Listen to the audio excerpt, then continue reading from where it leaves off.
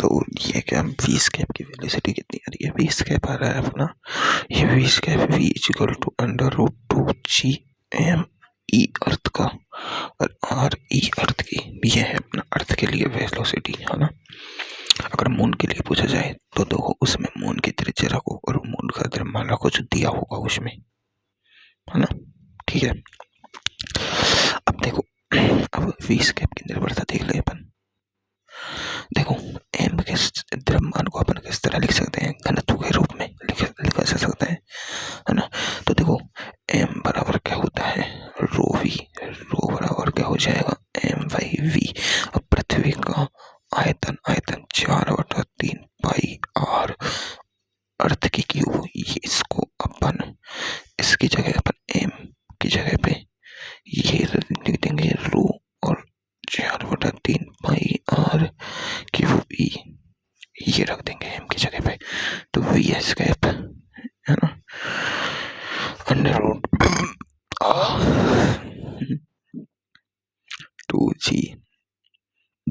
क्या हो रहा है, और रो 4/3 RE क्यूब बटे RE।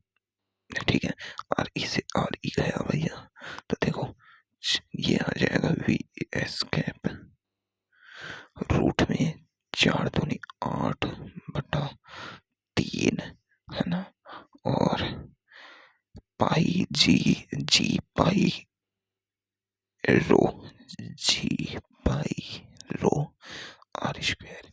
ठीक है, अब देखो अपन को और चीज से मतलब नहीं है, मतलब इससे है, यानी वी स्केप समानुपाती है रूट रो के। ये है काम की चीज तो अपनी है, काम की चीज तो ये है भाई, है ना। और एक और चीज है भाई, इस आर स्क्वायर को बाहर निकाल सकते हैं अपन आर, तो वी स्केप समानुपाती है आर के। भाई व्युत्क्रमानुपाती मत कर देना, यहाँ से समानुपाती होता है भाई, समानुपाती का चिन्ह आता है। ठीक है, समानुपाती क्यों? क्योंकि आर बाहर आ रही है यहाँ पर, है ना। अब देखो एक और देखो, अपने पास वी का फॉर्मूला क्या क्या बन गया? एक तो बन गया GM/R, है ना, और पृथ्वी के लिए वी समानुपाती अंडर रूट रो और वी समानुपाती आर पृथ्वी की त्रिज्या के। एक और देखो, अब इसमें क्या कर सकते हैं अपन देखो v equal to under root GM/R, यहाँ मल्टीप्लाई कर दो आर से, तो ये आ जाएगा अपने पास GM/R² और मल्टीप्लाई विद आर। देखो अपन ने गुरुत्वीय त्वरण का फॉर्मूला पढ़ा था, GM/R²। GM/R² पढ़ा था कि नहीं पढ़ा था भाई? मुझे तो लगता है पढ़ा था। ये गुरुत्वीय त्वरण का फॉर्मूला था, तो वी स्केप अंडर रूट, है ना, अंडर रूट ये दो का तो फॉर्मूला आ ही रहा है ना भाई, दो तो साथ में ही चल रहा है, ये दो को तो मैं भूल ही गया। अरे यार ये क्या हो गया? 2GR हो गया, ये क्या हो गया? 2GR, है ना। तो ये एक, तो ये एक अंडर रूट 2GM/R, एक वी समानुपाती रूट रो वी समानुपाती आर अर्थ के, इसके नहीं है। ये सब के फॉर्मूले वी स्केप के निर्भरता के फॉर्मूले। अब देखो मैंने यहाँ पर यू इनिशियल क्या ली थी? -GMM/R। मैंने यू इनिशियल MGH क्यों नहीं ली भाई? एक बात बताओ, चलो ठीक है, एम ले लेंगे, जी ले लेंगे, ठीक है, जी भी ले लिया अपने। एच कितनी है एच भाई? हजारों में है, हजारों KM ऊपर है भाई। कहाँ तक लोगे एच? कहाँ तक लोगे? 10-20 KM की बात थोड़ी है कि मैं यहाँ तक जा रहा हूँ बस, कि मैं 20 KM ऊपर गया, 10 KM ऊपर गया, 100 मीटर ऊपर गया, 200 मीटर ऊपर गया भाई। यहाँ स्थितिज ऊर्जा, गुरुत्वीय स्थितिज ऊर्जा लगेगी क्योंकि दूरी बहुत ज्यादा है।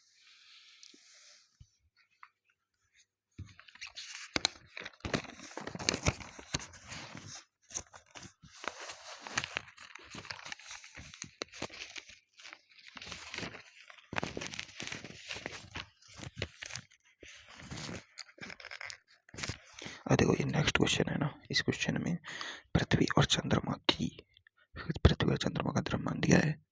बीच की दूरी दी है और बताया है कि भाई कि इन दोनों के बीच में वो स्थितिज ऊर्जा कितनी होगी। चलो ठीक है, देखो ये पृथ्वी है, ठीक है, अर्थ, ये चंद्रमा भैया है अपनी छोटी है चंद्रमा अर्थ से, ठीक है। तो इन दोनों के यहाँ अब देखो मैंने इस पृथ्वी से r दूरी पर, कितनी दूरी पर भाई, r दूरी पर, इस r दूरी पर और इससे इस r दूरी पर मैंने बीच में एक छोटू द्रव्यमान रख दिया। अब मैं पूछ रहा हूँ कि इसके कारण इस पर स्थितिज ऊर्जा और इसके कारण इस पर स्थितिज ऊर्जा, मतलब इन दोनों m द्रव्यमान के कण की स्थितिज ऊर्जा होगी। तो देखो m द्रव्यमान, अब देखो ये एक निकाय में है तो जोड़ियां बनाओ, देखो सिमेट्रिकल है, एक जोड़ी तो ये बनेगी, एक जोड़ी ये बनेगी, दो जोड़ियां बनेंगी भाई। कितनी बनेगी भाई, दो जोड़ियां बनेगी। और देखो जोड़ियां ना भी बनाऊं क्योंकि ये वो नहीं है ना ऑब्जेक्ट, ये तो एक सीधी रेखा पर है तो जोड़ियां नहीं बनेंगी यहाँ पर। देखो इसका द्रव्यमान बोला है m अर्थ का कि ये है 81 टाइम m मून, और ये m मून तो है ही है ना, ठीक है। तो अब देखो इन दोनों के बीच की स्थितिज ऊर्जा क्या होगी, मैंने इसे अनंत से लाया है, इन दोनों के बीच की ऊर्जा क्या होगी, देखो इन दोनों के बीच की स्थितिज ऊर्जा होगी -G m अर्थ और छोटा m बाई r, ठीक है। और इनकी होगी -Gm मून और छोटा m बाई छोटा r, ठीक है। अब दोनों की यू टोटल कितनी होगी, दोनों को जोड़ दो। अब देखो इसको जोड़ा -Gm, m e की जगह पर क्या रख सकते हैं, ये अरे यार क्या -G81 m भाई यार, अरे माइनस माइनस प्लस हो जाएगा, जोड़ेंगे तो माइनस ही रहेगा भाई। देखो जोड़ा फिर ये माइनस में Gm बाई r, देखो इनमें से कॉमन क्या आ जाएगा, कॉमन ले लो और खत्म करो जल्दी से, इतनी टेंशन लेने की क्या जरूरत है। देखो माइनस कॉमन आ रहा है ना, G कॉमन आ रहा है, m कॉमन आ रहा है और m कॉमन आ रहा है, ठीक है। ये बचा 81 r प्लस 1 बाई r, ठीक है।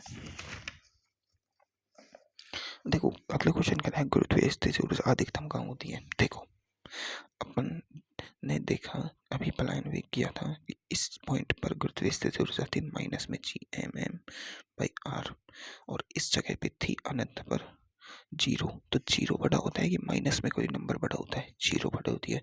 तो हमेशा याद रखना कि स्थितिज ऊर्जा हमेशा अनंत पर सबसे ज्यादा होती है, किस पर, अनंत पर, ठीक है। और गतिज ऊर्जा सबसे कम होती है अनंत पर। देखो दोनों ऊर्जाएं है ना, ये एनर्जी का रूप है Pe और Ke। जहाँ Pe ज्यादा होगी वहाँ Ke न्यूनतम होगी, और जहाँ Ke ज्यादा होगी वहाँ Pe न्यूनतम होगी।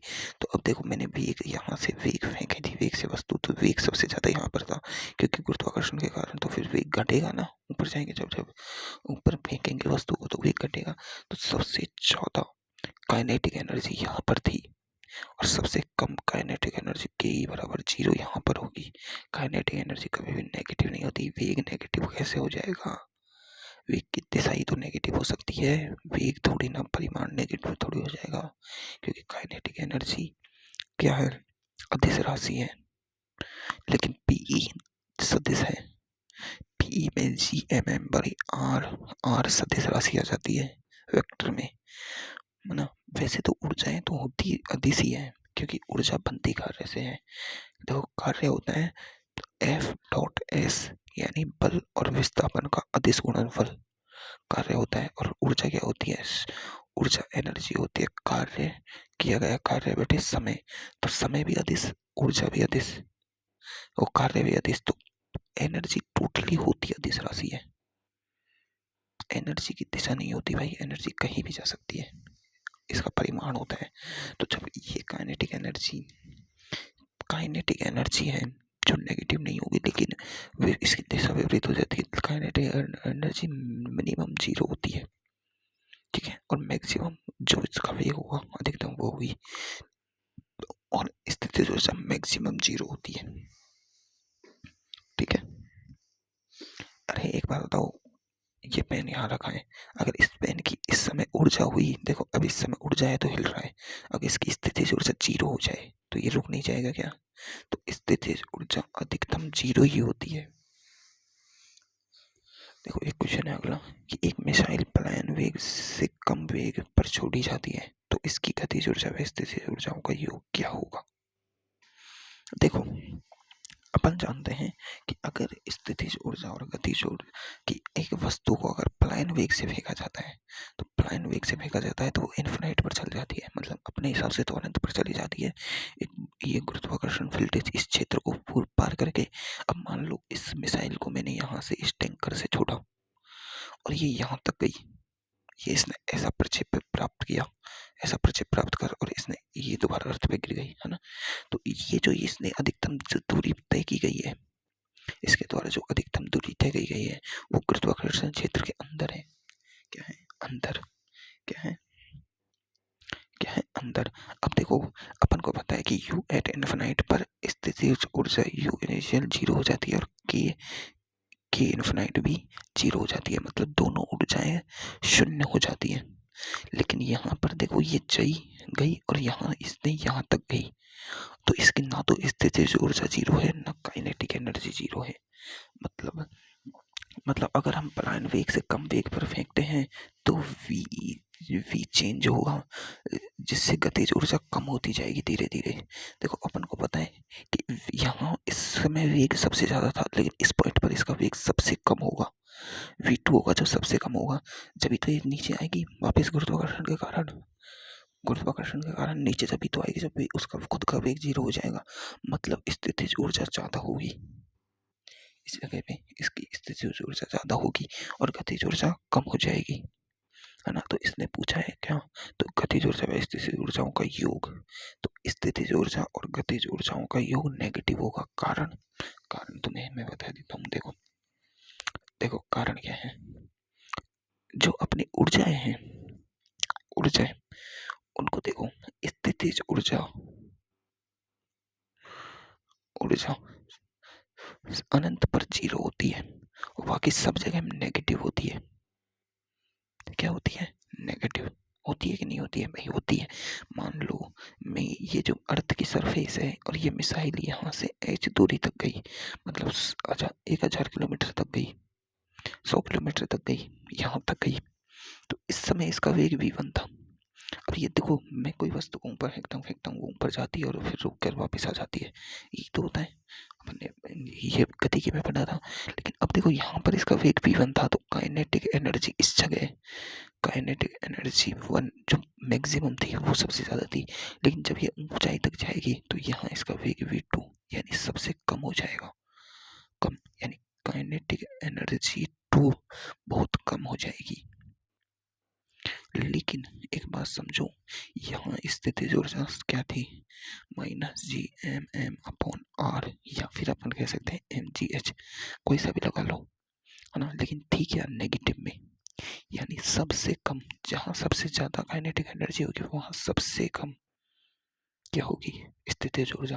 अब देखो जैसे जैसे ऊंचाई, यानी जैसे जैसे अनंत की तरफ जा रहे हैं, इन्फिनाइट की तरफ जा रहे हैं, काइनेटिक एनर्जी कम होती जा रही है, के कम होती जा रही है और पी बढ़ती जा रही है। क्या हो रहा है? के घटती जा रही है और पी बढ़ती जा रही है। तो जैसे जैसे अपन अनंत की तरफ जाएंगे तो इस जगह पे इस 100 किलोमीटर ऊपर पी क्या होगी? मैक्सिमम, और के क्या होगी? मिनिमम। पी मैक्सिमम इस जगह पे देखो, के मैक्सिमम है और पी सबसे कम है, और यहाँ पी सबसे ज्यादा होगी और के सबसे कम होगी। तो देखो टोटल एनर्जी का रूप क्या होता है? टोटल एनर्जी क्या होती है? के प्लस पी। अब देखो इस कंडीशन में यहाँ पर देखो टोटल एनर्जी, इस पॉइंट पे बात कर रहा हूँ मैं अर्थ की सरफेस पर, तो के मैक्सिमम है और पी क्या है? -gmm/r, ये क्या है? मिनिमम। तो मैक्सिमम वैल्यू ज़्यादा है, मिनिमम वैल्यू कम है, तो टोटल एनर्जी क्या है? पॉजिटिव इस टाइम पर। और जो कि है भी, इसके पास वेग है, अपन ने इसको एनर्जी दे के फेंका है, बिल्कुल सही बात है, अपन ने इसको एनर्जी दे के फेंका है तो इसकी एनर्जी पॉजिटिव में है। लेकिन जब ये यहाँ पहुंची तो यहाँ की क्या हो गई, मिनिमम, और पोटेंशियल एनर्जी क्या हुई, मैक्सिमम। और पोटेंशियल एनर्जी अभी भी नेगेटिव में ही है। तो देखो टोटल एनर्जी कितनी होगी, टोटल एनर्जी होगी पीई प्लस के ई, ओ के ई प्लस पीई। देखो के ई तो मिनिमम हो गई है ना, लेकिन पी क्या है, minus G M M upon R. और ये जितनी रेडी ये है ना, ये हो गई मैक्सिमम, क्या हो गई, मैक्सिमम। अब नेगेटिव वैल्यू ज़्यादा हो गई तो टोटल एनर्जी ओवरऑल नेगेटिव हो गई, टोटल एनर्जी ओवरऑल क्या हो गई, नेगेटिव। जो कि बात भी सही है भाई। अगर इसकी टोटल एनर्जी देखो, समझो मेरी बात,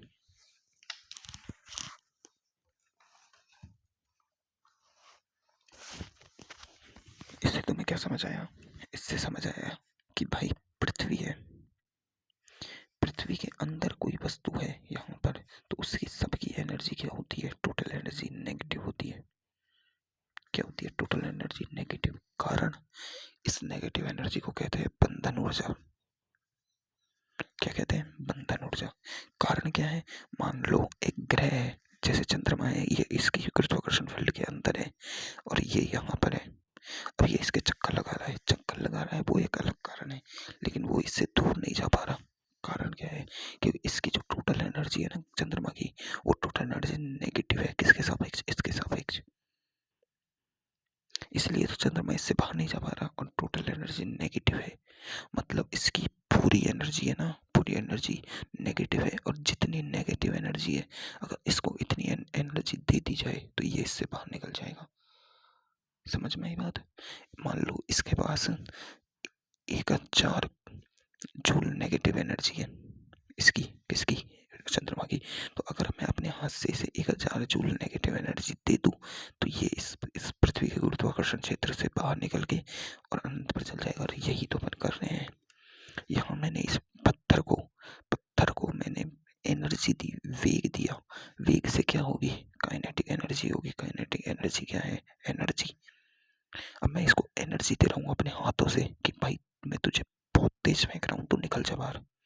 तो अगर इसकी एनर्जी इतनी हुई, कितनी, कि ये इस ग्रेविटेशन लाइन को पार कर जाए तो ये अनंत पर चल जाएगा। अब इसकी एनर्जी इतनी दी ही नहीं मैंने। मान लो अब देखो, अपन सब इस अर्थ की तरफ खींचते हैं, ऊपर उठते हैं, खींचते हैं, क्यों, क्योंकि अपन सब इस अर्थ से बंधे हुए हैं। अपन बंधन ऊर्जा से ग्रसित है, अपन सब बंधन ऊर्जा से ग्रसित है, ठीक है, बंधन ऊर्जा से ग्रसित है। तो यहाँ से अपन अब सब क्या है, बंधन ऊर्जा से ग्रसित है। अगर अपन इतना तेज उछले कि पलायन वेग को प्राप्त करके और बाहर निकल जाए, तो भाई अपन उछलते ही पृथ्वी के गुरुत्वाकर्षण से बाहर निकल जाएंगे। निकलेंगे कि नहीं निकलेंगे, बिल्कुल। देखो अब कोई चंद्रमा पर जाता है तो अपन यहाँ पृथ्वी पर चलते हैं तो 1 मीटर इतना सा उछलता है, चंद्रमा पर इतना उछलता है, क्यों, चंद्रमा का वजन कम है तो उसकी जो बंधन ऊर्जा है वो कम है। तो इस कारण वो अपन ज़्यादा ऊपर जा पाते हैं, उसकी बंधन ऊर्जा कम है, यानी उसका ग्रेविटेशन फील्ड कम है। तो अगर देखो, अगर समझो कोई भी चीज़ है वो ग्रेविटेशन फील्ड के अंदर है तो उसकी टोटल एनर्जी यानी स्थितिज ऊर्जा, और टोटल एनर्जी होती क्या है, होती पोटेंशियल एनर्जी और काइनेटिक एनर्जी का योग। तो उसकी टोटल एनर्जी सदैव नेगेटिव ही होगी। कब तक, मतलब अगर अपन ने उसको वेग दिया है तो उसके पास अभी एनर्जी है, वेग दिया है तो एनर्जी है। उस वेग को खत्म होने के बाद, उस वेग को खत्म होने के बाद उसकी टोटल एनर्जी नेगेटिव ही होगी अगर वो गुरुत्वाकर्षण फील्ड के अंदर है। मतलब अब मैं खड़ा हूँ यहाँ पर तो मेरी टोटल एनर्जी नेगेटिव है। अगर मैं उछलने की कोशिश करता हूँ तो मैं उस पृथ्वी के, मैंने देखो हाथ उठाया, और देखो मैं हाथ छोड़ता हूँ तो नीचे जाता है, हाथ छोड़ता हूँ नीचे जाता हूँ। ये पेन मैंने उठाया, अब ये पेन को उठा के ऊपर ले जा रहा हूँ तो इसकी टोटल एनर्जी अभी पॉजिटिव है, क्यों, क्योंकि मैं इसे अपने खुद के बल से उठा रहा हूँ। लेकिन अब मैंने छोड़ दिया तो ये नीचे गया, क्यों, क्योंकि अभी इस छोड़ते ही इसकी टोटल एनर्जी किसी में हो गई नेगेटिव में, तो ये नीचे चला गया। समझ में आई, नेगेटिव पॉजिटिव का खेल। चलो बिल्कुल सही बात है। अब देखो अगला क्वेश्चन देखो, अगला क्वेश्चन कह रहा है कि एक वस्तु को पृथ्वी की सतह से, अब देखो यही टोटल एनर्जी का खेल, अपन बंधन ऊर्जा में पढ़ेंगे तो कितनी दूर है, 1 पेज, 2 पेज,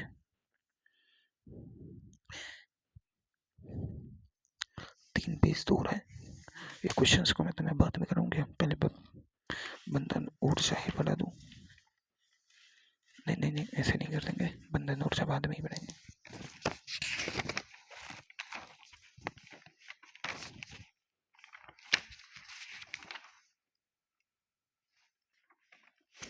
वही बंधन ऊर्जा तो सबसे लास्ट में है, चैप्टर ही खत्म हो जाएगा इतने में तो। चलो क्वेश्चंस कर लेते हैं। अब बस अपन क्वेश्चंस करेंगे, फिर अपन नेक्स्ट चैप्टर देखेंगे भाई। तो देखो अब समझो, ये क्वेश्चन क्या कह रहा है, एक वस्तु को पृथ्वी की सतह से फेंकने पर यह पृथ्वी की त्रिज्या के बाहर ऊंचाई प्राप्त करती है, तो पृथ्वी की त्रिज्या के बराबर ऊंचाई प्राप्त करती है तो उस वस्तु का प्रक्षेपण वेग होगा। ठीक है, अब देखो इस क्वेश्चन को मैं बना देता हूँ। मतलब इसने क्या है कि ये यहाँ से फेंका, r दूरी से फेंका, पृथ्वी की त्रिज्या के बराबर फेंका, है ना, और ये पृथ्वी की त्रिज्या के बराबर ही r दूरी पर जाके यहाँ रुका है ना। फेंकने पर ये यहाँ जाता है h बराबर r, और इसको मैं फेंक रहा हूँ v वेग से। ठीक है, अब ये टोटल दूरी तो कितनी हो गई भाई, 2r। अब देखिए दूरी बहुत ज़्यादा है तो क्या mg से लगेगा, नहीं भाई, r 6400 किलोमीटर के यानी हजारों किलोमीटर के हिसाब से फेंक रहे हैं अपन। तो देखो एट इस स्थिति पर इसने मैंने प्रारंभ में वेग से फेंका, तो इस स्थिति पर इसकी काइनेटिक एनर्जी वन तो क्या होगी, 1/2 mv²। इसकी इस स्थिति पर पोटेंशियल एनर्जी क्या होगी, -gm_m/r। ठीक है, अब इस स्थिति पर इसकी देखो पोटेंशियल एनर्जी तो हो गई कितनी, 2r पे गया, तो -gm_m/2r। अब देखो r अपन ने देख रहे हो घटा है, लेकिन एक बात बताओ, ये वैल्यू नेगेटिव है, -1 बड़ा होता है कि -15, भाई -1 ज़्यादा बड़ा होता है। तो यही तो हुआ है, r को अपन ने डबल कर दिया, ये माइनस वैल्यू कम हो गई, पहले इतनी थी 15, ये r कम था ना, तो ये पूरी टोटल वैल्यू ज़्यादा थी माइनस में, अब ये r बढ़ गया तो ये टोटल वैल्यू कम हो गई, तो माइनस में कम हुई है ना भाई। देखो ये मैक्सिमम 0 हो सकती है बस अनंत पर, समझो, तो ये -1 ज़्यादा होता है तो ये ऊपर जाने पर स्थिति से ऊर्जा बढ़ी है, यानी कि मैक्सिमम ये अपने वेग के हिसाब से मैक्सिमम हो गई। और के ई, अब यहाँ पर देखो ये जाके यहाँ रुक गई, तो के वी क्या हो गया, 0 इस जगह पे, तो के ई बराबर 0 यहाँ मिनिमम हो गई। तो इस जगह पे इसकी पूरी टोटल एनर्जी कितनी है, नेगेटिव, और इस जगह पे इसकी टोटल एनर्जी क्या है, अभी वेग है ना, तो इसलिए पॉजिटिव है, करके देख लो नहीं, क्योंकि ये इस टाइम पे मिनिमम है और ये वेग ज़्यादा है। ठीक है, सॉल्व करके देखोगे ना तब भी, तो अब इसमें ऊर्जा संरक्षण लगा दो, तो देखो ये इनिशियल है, ये फाइनल पोजीशन है, तो दोनों को बराबर कर दो, 1/2mv² -gmm/r बराबर काइनेटिक एनर्जी 0 है, ये gmm/2r। देखो ये माइनस का है, देखो 1/2, देखो m, ये m सब में से m काट दिया मैंने, और v² बराबर -gm, छोटा m है ये, /2r, माइनस की जगह प्लस gm, और यार ये पृथ्वी का द्रव्यमान है, अब इसको r को कॉमन ले लो, ये आ जाएगा gm प्लस, अब ये r से r गया, 2 बचा 2gm। तो देखो अब पॉजिटिव वैल्यू आ गई, इसमें से इसको घटाया तो पॉजिटिव वैल्यू आ गई, देखो कितनी आएगी, gm/2r, ये पॉजिटिव वैल्यू आ गई, और ये 1/2v² आ गया, 2 से 2 गया, इसको इधर ले जाए तो v बराबर पॉजिटिव वैल्यू है gm/r का रूट आ गया ना। अब देखो मैं आता हूँ यार, अब फ्रेश होने जाना है मुझे।